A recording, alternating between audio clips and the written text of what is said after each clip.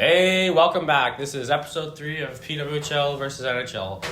In this episode, we're going to be talking about the media. So, Caden, what do you think the difference is between the PWHL media outlets versus the NHL outlet? Well, obviously the NHL is streamed all over the world on many different streaming services, and the PWHL is kind of hard to watch because you can't find many streaming services that are streaming it currently. But I think the PWHL could get bigger, right? They're on YouTube, and I watched the PWHL playoffs, Boston, and they were averaging like 10,000 on YouTube Live alone. And the way they have the YouTube Live run is pretty good. They have commercial breaks. They have a little bit of commercial breaks. They have some PWHL commercials in a little bit, and then I'll go ad break on air right now. But they have the scoreboard and everything else like they would on TV. It's just they don't have the income on an NHL surface as a normal NHL team, because if you're, say, your Sportsnet, your TSN, ESPN, any of those, you're looking for who's going to give you the most money. And obviously right now for hockey, that contention is the NHL. The NHL is boatload of money in that. So the PWHL starting right now won't have money for Sportsnet or the TSN or something. Obviously, I think they will go to TSN eventually, because obviously there's a couple TSN reporters reporting like interviews for the players, coaches. I just don't think currently they're gonna have. I don't think they'll have a media outlet for maybe next year. Next year, I don't think they will either. They might 2 years, but we don't know. What are your thoughts on it, Ethan? Well, I'm thinking that the chances of them going big could be possible, but they would have to have the NHL advertising them a lot. Because otherwise, I just think it's going to be a background. Nobody's really going to watch it. They're all going to be watching NHL hockey, and then they're going to take a break and not watch the PWHL games.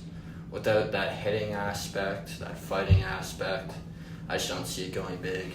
I didn't notice the playoffs started until like TSN put it on Instagram. I was like sitting there just scrolling in class, and I'm like, the PWHL playoffs started? Like, it's weird because they had a month break. I thought they were done. They had like 12 games, right? They played 12 games, and then they waited a month, and they played another 12 games, which is kind of odd to me. Like, I didn't think, like, why would you do that? And then they went into playoffs, like, straight off. They waited like 3 days and they're in playoffs, and I didn't even know till Boston could move on to the finals. Like, I didn't even know they were playing the first 2 games of the playoffs, and they were just, well, we're 1 game away from making the finals. Like, nobody would have known unless you were searching up the PWHL and you were getting real big into the conversation of the PWHL. So they definitely need better advertising. Like, people don't know what's going on in the PWHL because they don't post it anywhere. And when they do post it, it's not seen a whole lot. They definitely need to expand on their advertising. And the fans they do have are very passionate. So talking about what we were talking about earlier with the streaming services, I feel those passionate fans will fight to have it on big streaming services because they're very passionate. Because women's sports, you used to play, if you were female and you played hockey, you used to just play like minor hockey and then you were done. And you like go into like senior league. Like, there wasn't anything to push or motivate you to get into. But now that league has come in and they have many passionate fans looking and hoping, like young girls trying to make it to get into this league. Now they have something to push for and train to get into this league.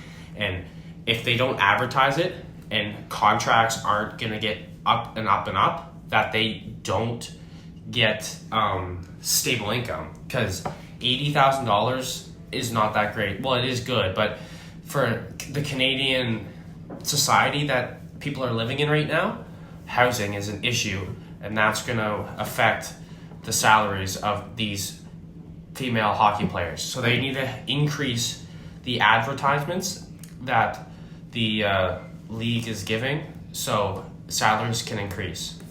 Also, being pro athletes, only making $80,000 is very low compared to other sports like the NBA. They're making hundreds of millions, so hopefully in the future they will be paid more so they can be motivated to play.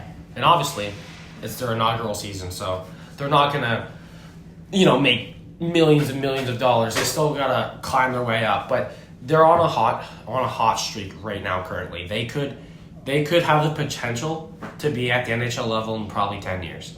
They just have to find a way to get their games and stuff live and better. They gotta get better, their own rinks, because that's something. They're still using other rinks. They're like how the Arizona Coyotes were. That's basically the whole PWHL, because they don't own the rinks. Because the Place Bell is the Laval Rockets AHL team, and then Tasonga Center is a University Place team, and then so they need to get their own facilities, and they need to figure out a way to gain money semi quickly, so they can increase contracts, they can get better facilities, and then they're turned into a functioning league, basically.